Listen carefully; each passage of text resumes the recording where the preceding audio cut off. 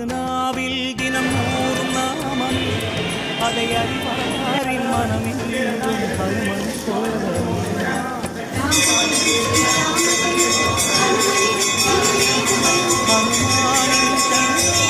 தினம் ஊறும் நாமம்